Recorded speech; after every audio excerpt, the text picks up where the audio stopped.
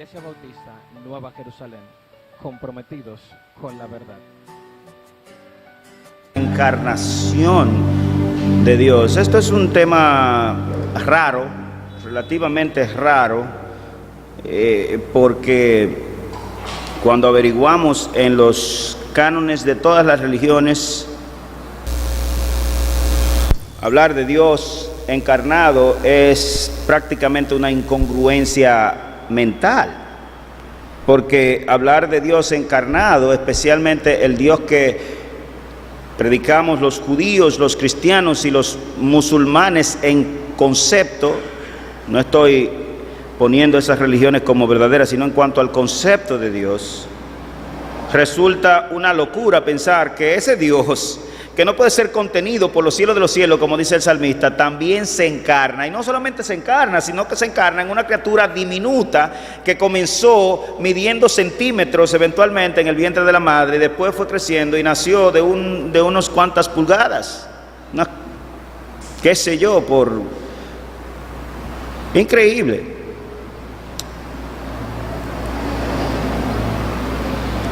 Y no solamente eso, sino que fue preservado vivo a pesar de la trama de Satanás por el despreciable Herodes, que mandó a matar a todos los niños de la región cuando supo que por ahí estaba uno que unos hombres extraños habían dicho que era el rey de los judíos, que había nacido. Y ellos dicen: es seguro, nosotros no vinimos a lo loco aquí, nosotros no nos tomamos 3 meses de camino. Nosotros no tomamos esta guarnición de 200 hombres por poner un número especulativo, pero por ahí andaba la guarnición.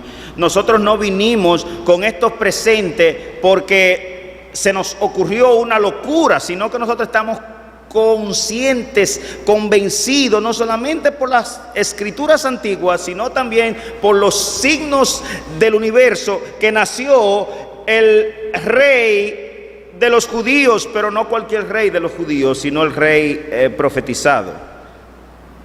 Qué bueno que el Señor nos proveyó un rey. Miren, hasta el sol de hoy todavía causa asombro el nacimiento de un bebé, especialmente cuando es un niño que tú quieres, es tu hijo, es tu nieto, qué sé yo, un niño esperado, todavía causa asombro y causa muchas emociones prácticamente indescriptibles, especialmente en la pareja que espera a que el muchacho. Yo se lo digo por mí, yo casi me vuelvo loco, ambas veces, no fue solamente la primera vez porque no había tenido hijos, sino también la segunda vez, casi me vuelvo loco. Yo quería saber cómo era, y a pesar de que pues habíamos visto su carita, sus piecitos, con el avance tecnológico que tenemos, yo no sabía, yo no tenía ni idea de cómo iba a ser ese niño, etcétera. Y a pesar de lo bueno que ha sido los hallazgos científicos, y a través de las sondas ultrasónicas podemos ver una imagen casi perfecta de cómo luce el bebé en el vientre, actualmente todavía causa mucho asombro ese evento. Imaginémonos entonces lo expectante que debían estar, especialmente María y José, y por sobre todas las cosas María, porque aquel niño era anormal. Aquel niño no había sido engendrado como son engendrados todos los niños del mundo. Era algo extrañísimo. Yo me imagino que las emociones le llenaban a ella tanto que casi se moría del deseo de ver qué era lo que había allí, porque un ser extraño se le había aparecido y le había dicho: mira, no temas, porque darás a luz un hijo, y ese hijo es el Hijo de Dios. Y ustedes se acuerdan de sus palabras: pero es que yo no conozco varón, aunque estoy comprometida, yo no me he casado, ni he tenido nunca relaciones maritales, así que explícame cómo es esto. Y el ángel le explicó. Ustedes saben la historia de que un niño, de que el Espíritu Santo vendría sobre ella y le cubriría con su poder y con su sombra. De parte de Dios es esto, le dijo, y el santo ser que nacerá será llamado Hijo del Altísimo. Entonces imagínense lo expectante que estaba aquella mujer. Pero imagínense lo expectante que estaba José. Déjame ver. Sí, yo tuve un sueño. y estoy convencido que ese sueño fue de Dios, fue un sueño profético, si pudiéramos decirlo así. Déjame ver. Estaba expectante. Me imagino que con más intriga que la misma María, en algunos aspectos, ¿verdad? Siempre causa admiración y asombro ese evento grandioso, magistral. Los que son padres aquí pueden acordarse podrán recordar algunas de las miles, si no millones de emociones que les sobrevinieron cuando iban a tener un hijo, tanto mujeres como hombres, ¿verdad, Alberto? Loco se vuelve. Cuanto más aquellos padres de la, como le llamamos comúnmente, de la Sagrada Familia, porque el niño que allí estaba era anormal.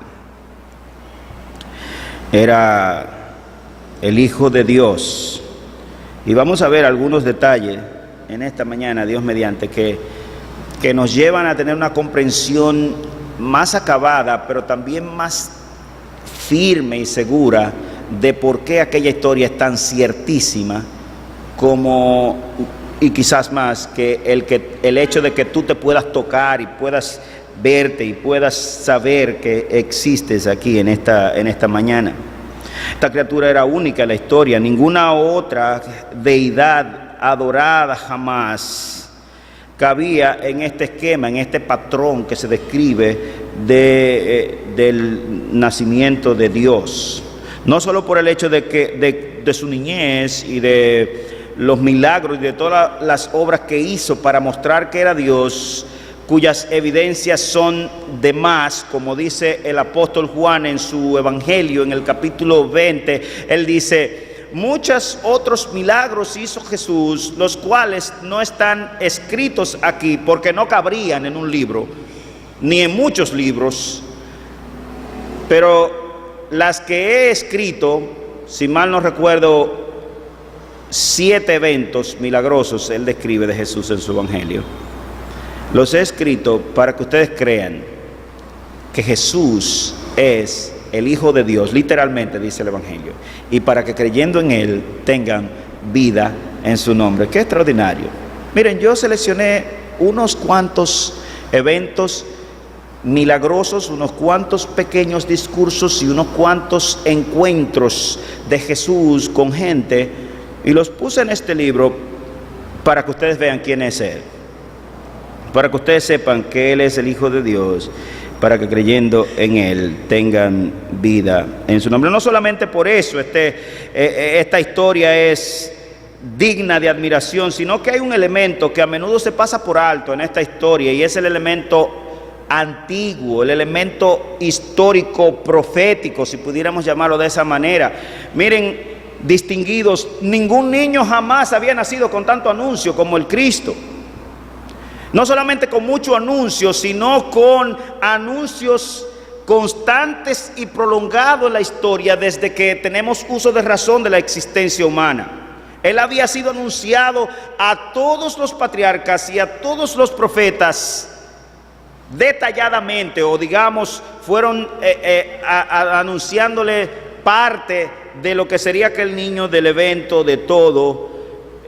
A Abraham se le dijo, como ustedes podrán recordar en Génesis capítulo 12, que aquel niño, que aquel que saldría de él, en ese serían benditas todas las familias de la tierra, todas las etnias, todas las naciones, todos los lugares del planeta. Y nosotros ahora apenas entendemos el alcance de aquella promesa de Dios respecto de aquel Hijo, porque ahora es que nosotros vemos que en toda la geografía del globo, y por muchos años ya, por siglos si pudiéramos decirlo así, el nombre de Cristo es anunciado y es adorado y es elevado, y como dicen algunos, el remanente es nada más y nada menos de 2.5 mil millones de habitantes en el globo terráqueo. Es una cosa impresionante, que probablemente en este día, casi sin falta, el grueso de ese paquete de gente se reunirá a hacer eventos miles en toda la geografía global. Entonces ya nosotros vemos por qué es que aquel anuncio es tan, o podemos ver cómo se cumplió, cómo se cumple a cabalidad este anuncio. Claramente ese anuncio no dice que cada individuo del planeta sería bendita, ¿verdad?, en la simiente, sino todas las familias. Mi familia es bendita y puede ser que en mi familia haya un maldito, pero es bendita. ¿Sí? Para que no nos confundamos, pero si toda la familia, entonces todos los individuos. No, todas las familias. En su familia puede haber malditos. Dios no lo quiera, ¿verdad? Claramente no queremos eso, ni estamos anunciando eso, pero no se confunda con el asunto. Y claramente la palabra familia allí no se refiere a la palabra familia como nosotros la conocemos, sino a grupo, a etnias. De tal manera que podrá haber familia entera, y ha habido, que no tiene nada que ver con la promesa. Eso no es raro. De tal manera que nosotros no solamente tenemos estos elementos en las escrituras, ¿no?, a través de la escritura profética. Lo que hizo Cristo, que es más que suficiente, como vemos en Juan capítulo 20, verso 19 en lo adelante, lo que Él hizo claramente define quién Él es, lo define. Y después el libro de los Hechos y las cartas pastorales y las cartas generales en el Nuevo Testamento, las cartas de Pablo, de Pedro, de Juan y las que no sabemos quién le escribió, y la de Santiago y la de Judas, a coro dan fe de lo que le sucedió al Cristo después de haber sido puesto en la tumba. Eso ya lo sabemos. El anuncio del Nuevo Testamento es que Cristo murió por nuestros pecados conforme a las Escrituras, y que al tercer día resucitó de los muertos. Eso le hace a Él único en la historia. Usted puede comparar claramente las deidades de las diversas religiones. La mayoría ya desaparecieron y ni sabemos los nombres de ellas. Algunas las sabemos porque la Biblia las registró, y si no, ni idea tuviéramos de esas religiones, ¿verdad? Y de las deidades, miles, que lo adoraban millones de personas, como Baal en la antigüedad. Sabemos que existió un tal Baal por algunas pequeñas escrituras que aparecen allá en el museo de Babilonia, y porque las escrituras lo registran. ¿Por qué Dios quiso registrarlo? Yo no sé, para que supiéramos que ha habido de todo en la historia de la adoración religiosa de la humanidad, pero este es diferente. No es claramente como Buda, nosotros lo sabemos, ni como Mahoma, ni como ninguno de los grandes, ni como Zeus, ni como Thor, ni como ninguna de las deidades europeas, indoeuropeas y asiáticas, ni africanas, que nosotros hemos oído por ahí en la historia y también en las escrituras. Y la razón clara para ello es que la intención clara de todos los que escribieron por lo menos este libro era mostrar en el Antiguo Testamento quién era el que vendría y cómo luciría el que vendría, y qué habría de ser el que vendría, cuáles nombres tendría, dónde vendría, qué haría y qué lograría. Sino que el Nuevo Testamento confirma que aquella persona vino y sucedió exactamente como estaba dicho de él, milenios y cientos de años antes de su venida. Miren, en la presentación profética de Cristo, la anunciación profética de Cristo, que por cierto es todo el Antiguo Testamento, paso a paso, en algún orden, habla de Cristo. Decía Martín Lutero que cada verso del Antiguo Testamento es un tratado de Jesucristo. Yo me atrevo a decir lo mismo, independientemente que no todo verso hable del aspecto de la vida formalmente de Jesucristo, pero hay varias maneras como se presenta el plan de Dios a los antiguos y por miles de años. ¿Ustedes saben por qué Dios tenía que hacerlo así? Cristo se lo dijo a sus discípulos antes de irse. Le dice: miren, todavía faltan cosas que yo les tengo que enseñar a ustedes, pero ustedes no la van a, no lo van a recibir. La raza humana es tan castrada de mente que yo he necesitado unos 4 a 5 mil años de historia para modelarle cómo había de ser el Cristo, para dibujarle un cuadro del Cristo. Por 5,000 años lo mando y a los suyos vino y los suyos no le recibieron. Eso es algo increíble. Miren, los que sabían el cuadro perfecto de Jesucristo, a ellos particularmente fue enviado el Cristo. Juan capítulo 1, versículo 10 al 12. Y no les recibieron. Ni siquiera se dieron cuenta que el Cristo estaba entre ellos. Eso es algo de verdad impresionante. Y nos da fe de cómo somos los seres humanos. Es una cosa increíble. Pero hubo varias formas. Mire, está la ley. La ley es un tutor que nos lleva a Cristo, dice Pablo explicándolo en Gálatas, en el libro de Gálatas. Ya que descubrimos en la santa ley descubrimos el fracaso y la imposibilidad humana de poder hacer lo que Dios ordena. Y no ha habido un ser humano en el planeta, aparte de Cristo, que pueda hacer las cosas que Dios manda. Bueno, para que usted vea una muestra, párese en la calle 10 minutos, 2 minutos, 30 segundos, y en ese tiempo usted va a ver un montón de gente que pasan por la feria de la vida como sin saber que pasaste, cuando Dios claramente estableció pautas claras que hoy, este domingo 21 de diciembre del 2014, los seres humanos del planeta debían estar reunidos adorándole. Que ya usted ve la muestra aquí. El ser humano no tiene remedio, el ser humano no puede ni quiere. Los designios de la carne, dice Pablo a los romanos, son enemistad contra Dios, porque no se sujetan a la ley de Dios, ni pueden. No hay manera. Pablo dijo, gritando: ¡ay de mí, que soy pecador, miserable de este individuo que está aquí! Porque lo que quiero hacer, cuando quiero hacer lo bueno, hallo esta ley que está en mis miembros y que no puedo, que me lleva cautivo a la cruz de Cristo, porque yo no puedo. La ley antigua, prácticamente el Antiguo Testamento es a grosso modo es un despliegue de la ley de Dios, repetida 1,000 veces de la misma manera, y ni aún así ninguno de ellos pudo guardar la ley. Todos los profetas lo que hacen es como papagayos repetir lo que dijo Moisés. Miren, acuérdense que Dios dijo bla bla bla bla bla bla bla. Miren, acuérdense que los mandamientos que el Señor le dio 10,000 veces. Y 10,000 veces la misma gente una y otra vez tropezaba, se iba de boca y se partía los dientes. No podían. No había manera. En ese orden la ley nos habla no solamente de Cristo, pero de la necesidad de Cristo. Eso es lo que explica Pablo en Romanos capítulo 3, versículos 9 al 28 o al 31, toda esa sección del pasaje que lo hemos explicado aquí por lo menos 14 veces en esta iglesia.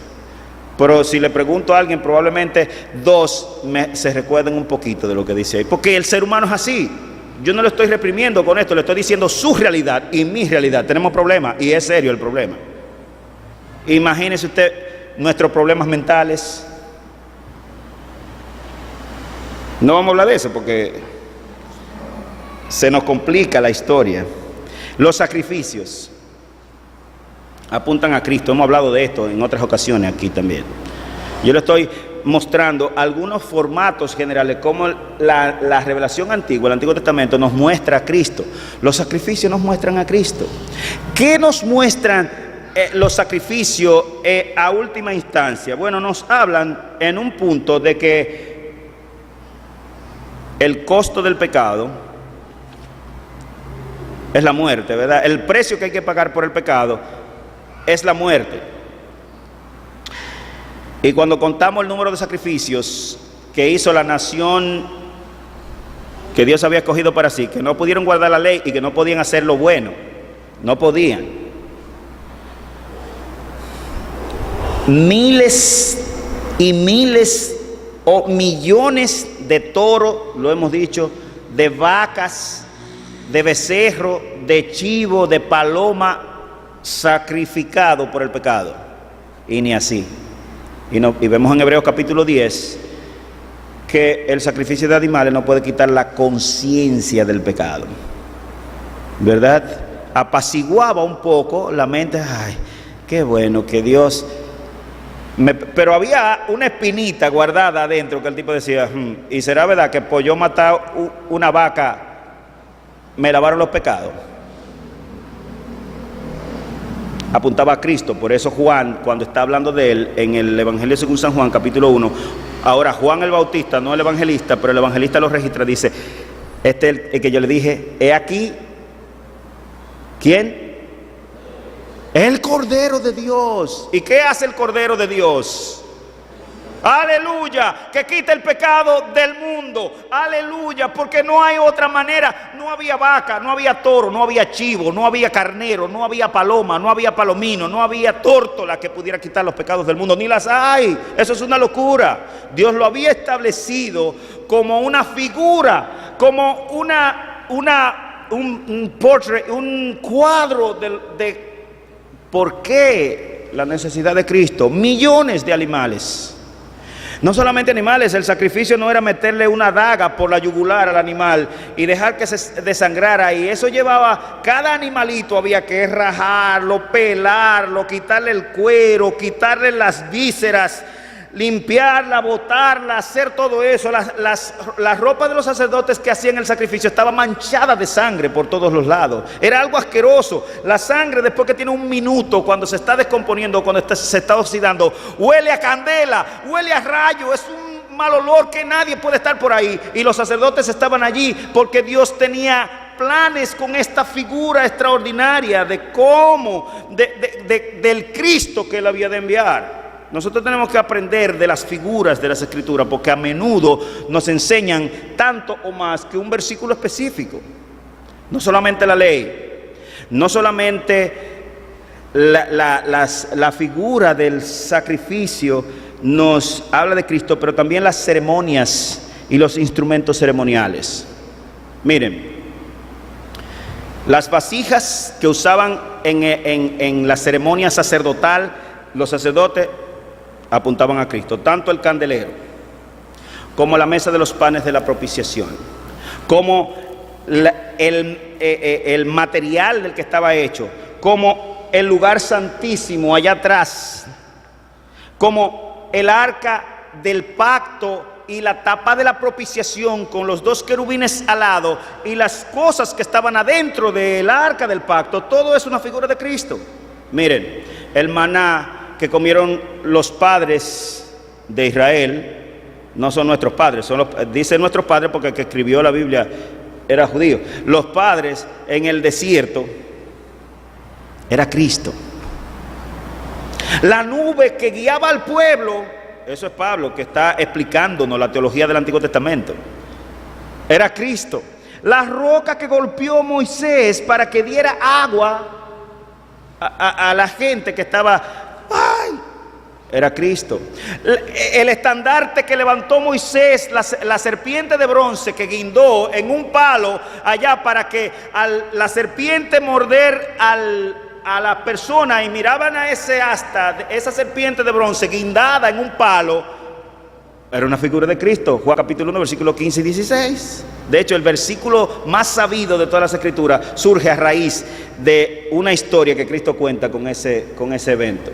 Y si les cuento, el mismo tabernáculo, el templo, el sacerdocio, el sumo sacerdocio, todo era un cuadro de Jesucristo. Y déjenme decirle que ni así los cerebros de maco que correspondían al pueblo de Dios pudieron ver a Cristo. Tenemos problemas, hermano. Usted tiene que reconocer que tenemos problemas. Son serios los problemas de la raza humana. Tan serios que ningún padre aquí se atreve a dejar su niño con un primo. ¿Por qué usted no deja a su niño con un primo? Mira, cuídamelo ahí un par de horas. Si usted hace eso, usted está peor de loco que los que están en el hospital psiquiátrico. ¿Por qué usted no lo deja? Porque los hombres tenemos problemas. Y las mujeres también.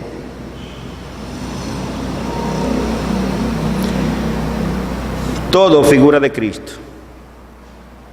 La tipología, todas las tipologías del Antiguo Testamento, les mencioné algunas, todo en el Antiguo Testamento es un cuadro de Cristo. Los relatos históricos nos muestran los abrumadores y mortecinos efectos que causó el veneno del pecado en la historia de la raza humana. Razón por la cual, si Dios quería salvar o cambiar a esa gente, tenía que hacer algo diferente a todo lo que había hecho. Pero Él lo había anunciado. Israel es un laboratorio donde Dios modela su paciencia, su gracia, su amor, y donde sus propósitos soberanos fueron anunciados a través de los profetas. Israel es un tipo de Cristo. De hecho, se le llama Israel a Cristo unas cuantas veces en el libro de Isaías. Israel, el siervo sufrido de Jehová. Israel, Cristo. Y varios personajes también del Antiguo Testamento, como José, como Job, como Moisés, entre otros, son tipos de Cristo, son tipologías, son un cuadro pequeño de cómo aquella gente debía ver a Cristo cuando viniera. Ya hemos hablado en días pasados de los eventos que acontecieron también en la venida de Cristo, que mostraban claramente que Él tenía que hacer y qué debía suceder para que se dieran cuenta los que estaban ahí al frente de Él, que ese era el Cristo. Pero miren, aún los mismos apóstoles tuvieron problemas con reconocer que aquel era el Cristo. Y no fue sino hasta la resurrección y algunos un poquito después que finalmente ellos despertaron y dijeron: pero ven acá, pero eso es lo que dice la Escritura, pero eso es lo que dice la Escritura, pero eso no es lo que dice el profeta Ageo, eso no es lo que dice el profeta Zacarías. Y finalmente despertaron de su letargo. El Cristo estaba al frente de ellos. El Cristo había caminado por el mar, El Cristo había hecho de toda clase de milagros raros, todos juntos, empaquetados enfrente de ellos en un periodo de tiempo relativamente corto, y todavía no habían despertado. Es algo increíble. Tomás, ¿ahora crees? Y aún Pedro y el discípulo a quien él amaba más que a los otros tenían problemas todavía al final. Y tenemos la revelación profética como tal, es decir, párrafos, versículos, palabras, párrafos, capítulos y un libro entero casi, como el caso de Isaías, por ejemplo, que nos relatan con lujo de detalle, al pie de la letra, al anunciado Salvador. Es decir, usted debe ver aquí que no hubo nadie nunca, ni habrá en la historia un individuo que haya sido tan anunciado de tantas maneras y claras. Pero se necesita algo extra para poder ver aquellas cosas, ¿no?, que nuestro Señor Jesucristo. Nadie fue así. Hay rasgos característicos. De hecho, por eso, distinguidos hermanos, por eso las fuerzas del mal, el diablo con todos sus secuaces, ha hecho hasta lo imposible en el tiempo, inclusive en la historia antes de Cristo, por tratar de erradicar del planeta esta palabra. De todo lo que usted no se imagina se ha hecho para tratar de borrarla del planeta, porque el diablo sabe lo que hay aquí. En los tiempos de los macabeos, cuando usted lee el libro apócrifo de los macabeos en el Antiguo Testamento, las Biblias latinoamericanas, por ejemplo, tienen el libro los libros de Macabeo, primero y segundo de Macabeo. Usted ve que no solamente otros, pero Antíoco Epifanes IV, el gobernante asirio infernal del año 200 240, 260 antes de Cristo, no me acuerdo la fecha exacta, pero por ahí anda, en el siglo III antes de Cristo, puso el reino a disposición para que intentaran eliminar todas las copias del libro de la ley, de esos judíos que no tienen harto, decían ellos. No se pudo.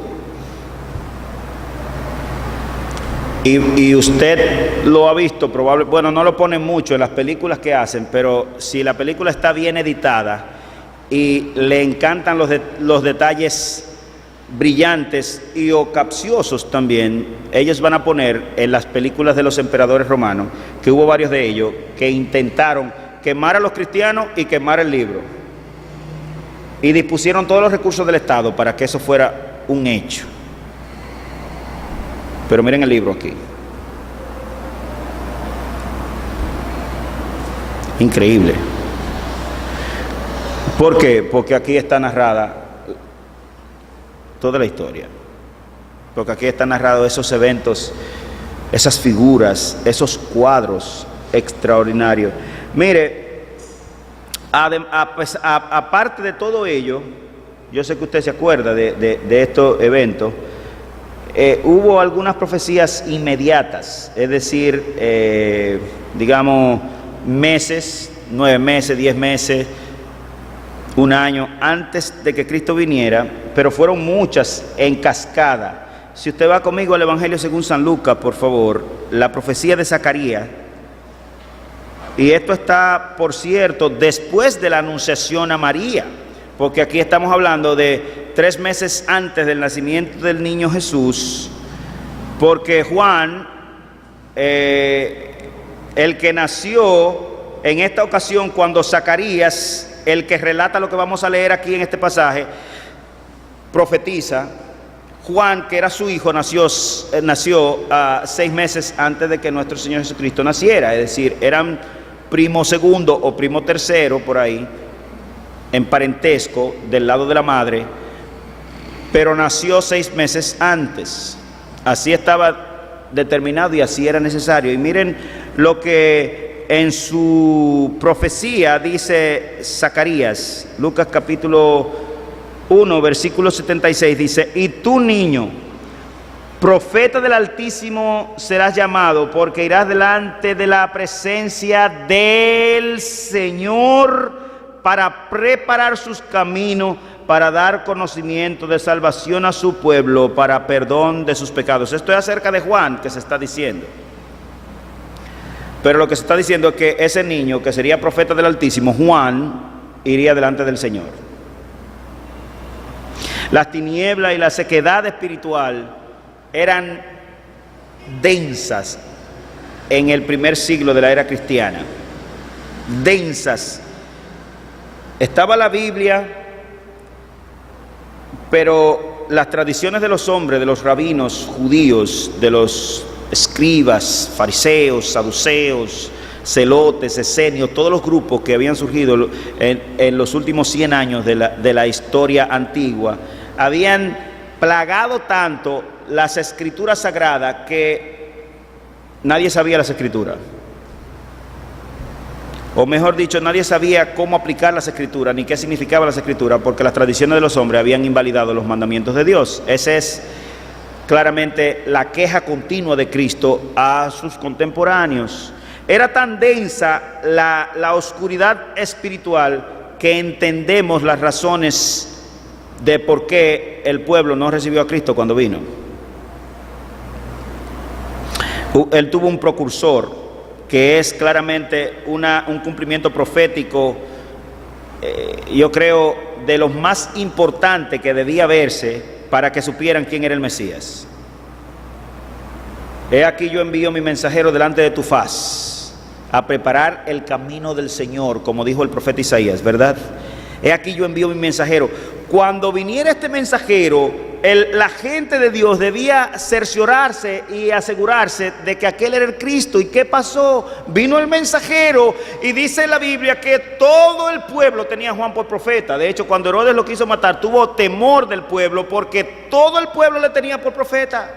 Y también cuando aquellos líderes judíos vinieron a Cristo en aquella ocasión de si era lícito, la pregunta de si era lícito pagar tributo al César, y Cristo les refuta con una moneda del César, diciéndole, como ustedes se acuerdan, dad al César lo que es del César y a Dios lo que es de Dios, ¿verdad? Y después, en otra ocasión, Cristo le dice, ellos le hacen una pregunta a Cristo, y Cristo le dice, yo le voy a responder con otra pregunta. ¿El bautismo de Juan era de Dios o era de los hombres? Se reúne el consejo de viejitos. Vamos a ver cómo le vamos a responder, porque si decimos que era de Dios, entonces Cristo nos va a restregar en la cara. ¿Y por qué no le creyeron? Porque ellos no eran creyentes de Juan.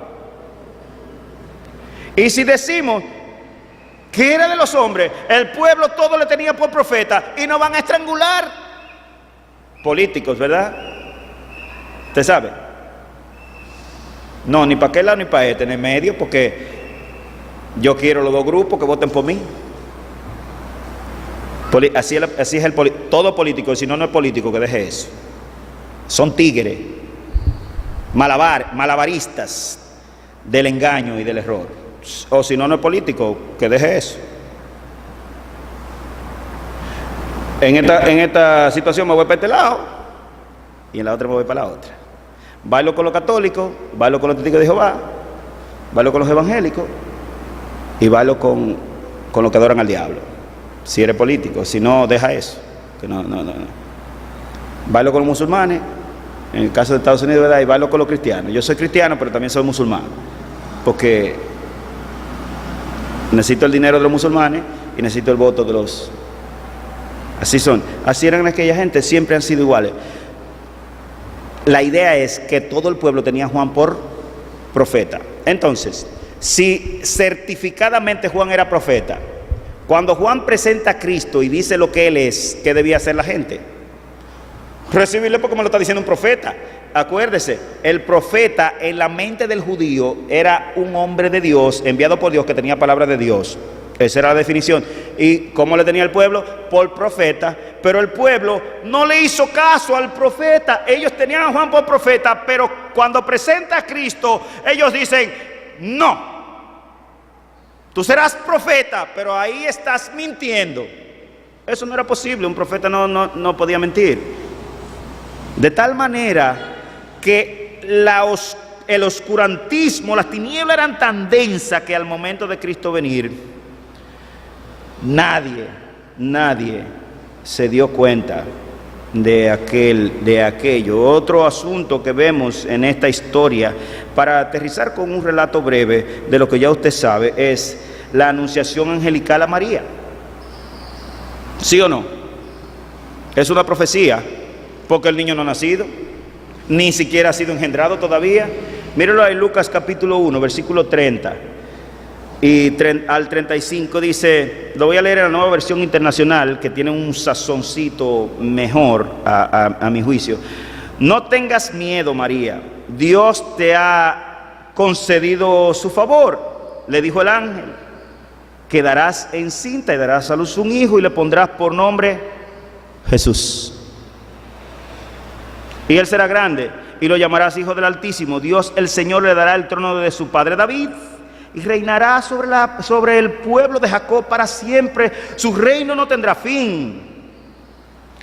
¿Cómo podrá suceder esto?, le preguntó María al ángel, puesto que yo soy virgen. El Espíritu Santo, le dice el ángel, vendrá sobre ti y el poder del Altísimo te cubrirá con su sombra. Así que el santo niño que va a nacer lo llamarás Hijo del Altísimo.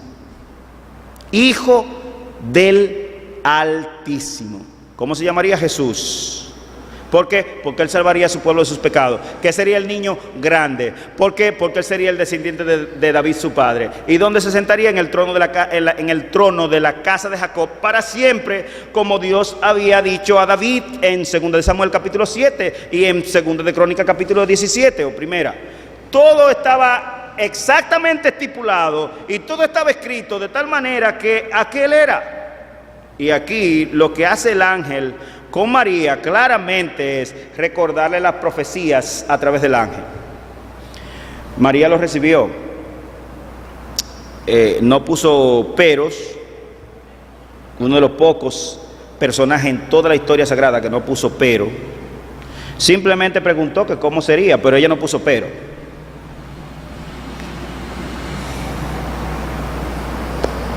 Es profético el trozo, porque sucede por lo menos 9 meses y un día antes del nacimiento de nuestro Señor Jesucristo. Por lo menos 9 meses y un día. O 9 meses exactamente, porque pudo haber quedado encinta exactamente el mismo segundo que el ángel le dijo. Yo no sé, no está el tiempo ahí, pero se sabe que fue cerca. Vemos en este trozo de las Escrituras los personajes, el ángel Gabriel, en ese pasaje pequeño, el ángel Gabriel, María, el Señor Dios o el Altísimo, el Espíritu Santo, el pueblo de Jacob, Israel. La ancestrología de Jesús es mencionada, es decir, sería de David. Y el santo ser, que es lo que brilla allí, el santo ser que nacería se llamaría Jesús, engendrado del Espíritu por disposición de Dios en el seno de María, y el celo de Jehová, el deseo de Dios por la humanidad, el deseo de Dios, el amor de Dios por nosotros, lograría eso, haría eso, algo impensable, algo que en muchos aspectos escapa a la lógica común, pero Dios se había propuesto hacerlo. El niño sería grande, Dios hombre, engendrado del Espíritu, descendiente de la casa de David, y se sentaría sobre la casa de Jacob para siempre. Este es el Dios que adoramos. Ese es el Cristo, ese que está siendo anunciado ahí, al que tú y yo levantamos nuestras manos y cantamos sin temor ninguno, porque Él es el Hijo de Dios, aleluya. El cristianismo es simplemente extraordinario. Se trata sin duda de la religión verdadera, es eso lo que anunciamos. No hay otro ser verdadero que llene estos requisitos en toda la historia humana. No hay, no lo ha habido. Usted lo puede rebuscar como usted quiera, con la lupa que usted quiera, y no va a encontrar ningún otro que ni siquiera se parezca a esta descripción tan extraordinaria. Todo pareciera mágico y sorprendente, como ciertamente lo es. Parece mágico, hermanos. Parece caído del cielo, pero déjeme decirle, es mágico y es caído del cielo. Se trata de eso no viene de los hombres. No hay forma de que seres como tú y como yo podamos inventarnos una historia así y podamos proyectarla desde el primer hombre hasta la venida del Mesías, como se proyectó exactamente con todos los detalles.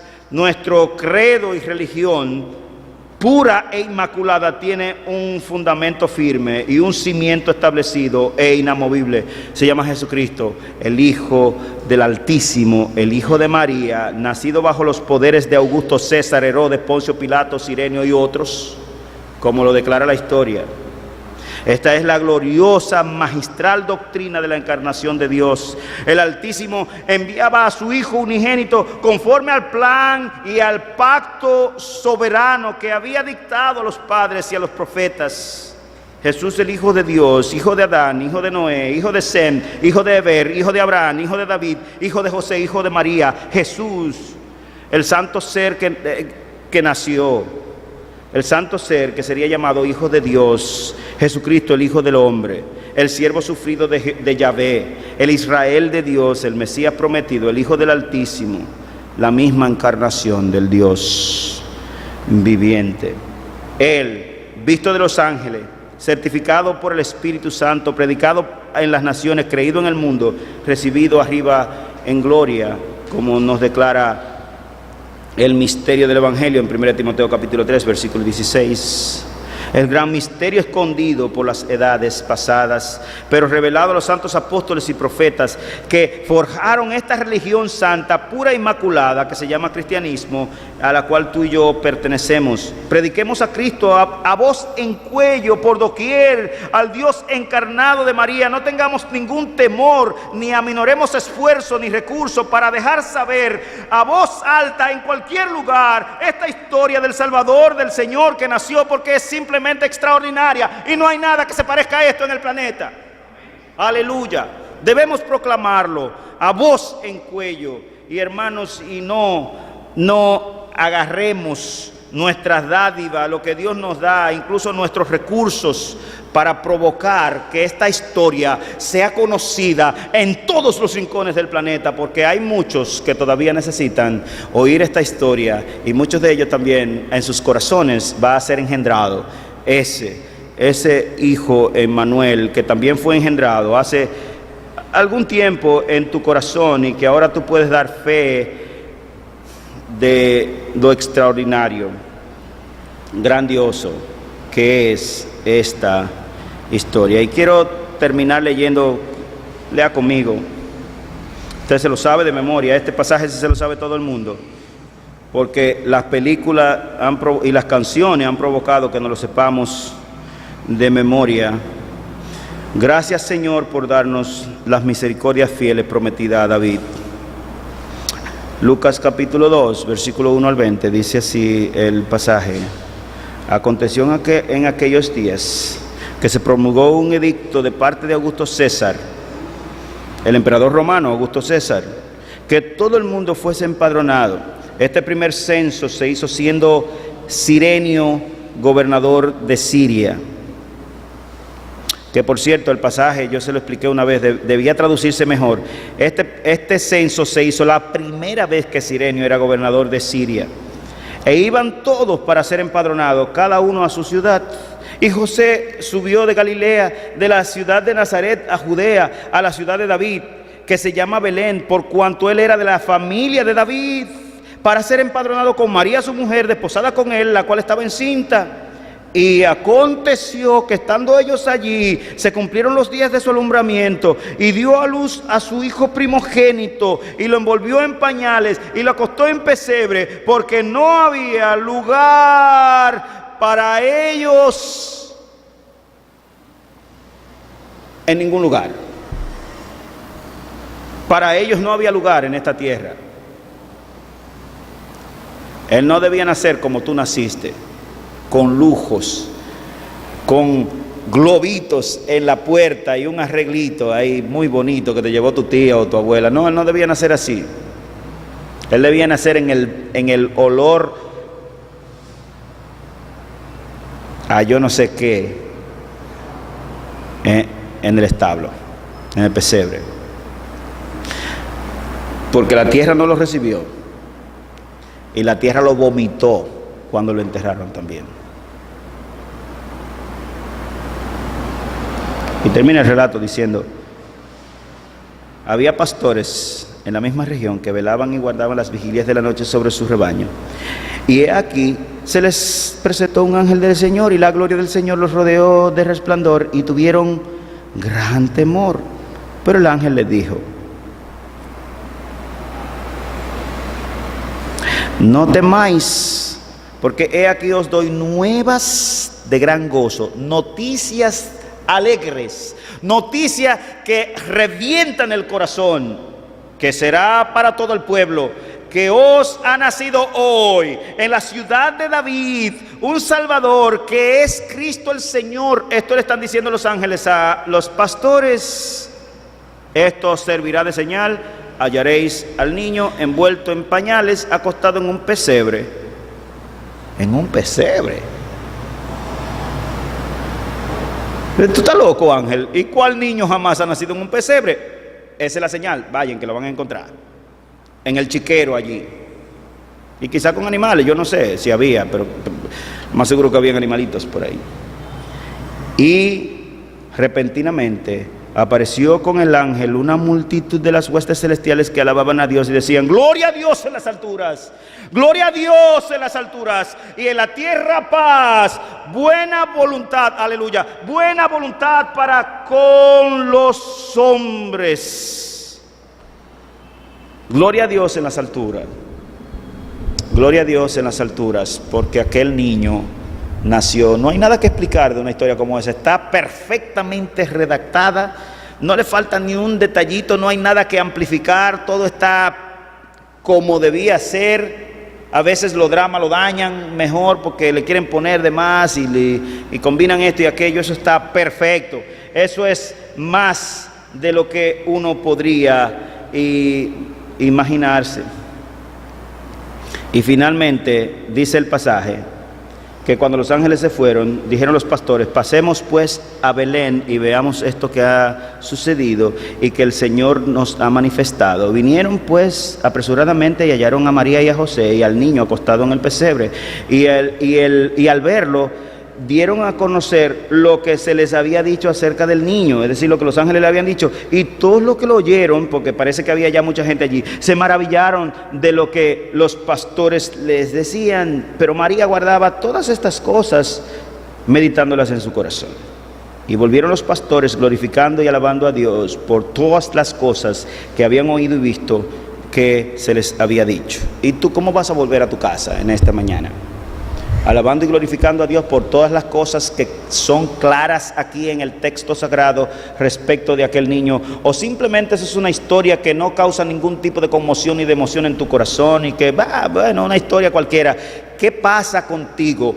¿Eres tú verdaderamente hijo de Dios? Si el Espíritu de Dios que encarnó al Hijo en María también mora en tu corazón, esta historia tiene que hacerte vibrar cuando la oyes. Y tienes que vibrar en tus emociones obligadamente, porque ese es el mismo espíritu que se siente alegre también en la divinidad, en el consejo de Dios, porque aquello era lo que tenía que suceder para que millones y millones de hombres, la raza humana, hoy pudiéramos disfrutar de paz, de gozo, de alegría, de felicidad, y también podamos cantar victoria sobre el pecado y victoria sobre la muerte, porque eso fue la obra cumbre y final que vino a ser aquel niño que nació y que creció y que murió y que resucitó al tercer día y que está sentado a la diestra de Dios Padre en la majestad de las alturas. Así que nosotros no solamente debemos cantar con los ángeles gloria a Dios en las alturas, sino que nosotros también debemos volver a nuestra casa como volvieron aquellos pastores, alabando y glorificando a Dios por las cosas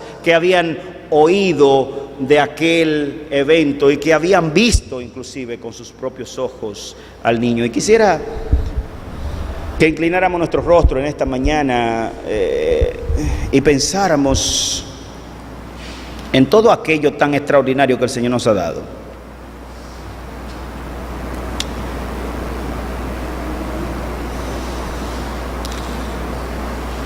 ¿Y cómo reaccionamos tú y yo ante una historia tan extraordinaria? Realmente hasta el sol de hoy, literalmente, me tiembla el corazón de emociones al escuchar esta historia.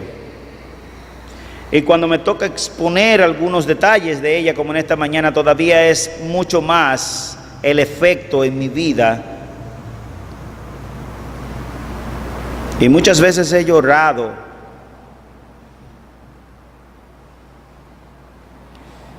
En una ocasión pasé horas sin poder controlar las lágrimas, porque esta historia me causa demasiada conmoción. Es que es algo que simplemente, si alguien lo razona y le da vueltas en el cerebro, tiene que causar un efecto transformador en el corazón del hombre.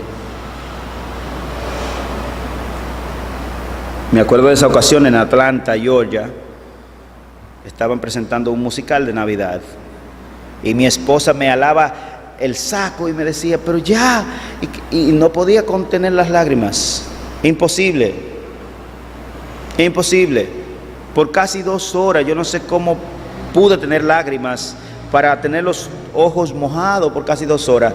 Y es que no es para menos. Pero yo quiero llamar a la reflexión en esta mañana. ¿Cómo irás a tu casa después de haber oído de nuevo estas cosas? No solamente en canciones, pero también tratando de poner en perspectiva ese anuncio extraordinario que nos relata el libro de los libros. ¿Cómo volverás a casa? Si vuelves a casa igual que como entraste, y esto no te causa ninguna conmoción, hermano, déjame decirte mejor amigo, porque no tiene sentido. La historia de Cristo es fascinante y debe agradarnos cantar la historia una y otra vez. Cuéntamela, como dice el himno, una y otra vez, 1000 veces. Y esta es la historia que en gloria proclamaremos inclusive, porque es es fascinante. Pero si el niño no ha nacido en tu corazón, si el Cristo no ocupa el lugar que debe en tu corazón, esta historia es como cualquier otra e inclusive puedes pensar que es hasta mitológica. De tal manera que es quizás el mejor momento del año y el mejor momento de tu vida para, si el Cristo no mora en tu vida, que le digas en esta mañana: bueno, yo no sé qué me pasa, pero yo necesito entender esta historia. Yo necesito que esa historia también para mí sea nuevas de sumo gozo. Yo necesito que esa historia se haga viva en mi mente, en mi vida, en mis actos, en todo. Yo quiero vivir para Él. Yo quiero hacer lo que Él dice. Yo quiero emocionarme con estas cosas y yo quiero vivirlas. Y Él, si tú le pides, Él vino a eso, a este planeta. Él vino a buscar y a salvar lo que se había perdido. Glorifiquemos a Dios en nuestras vidas. En el nombre de Jesús. Amén.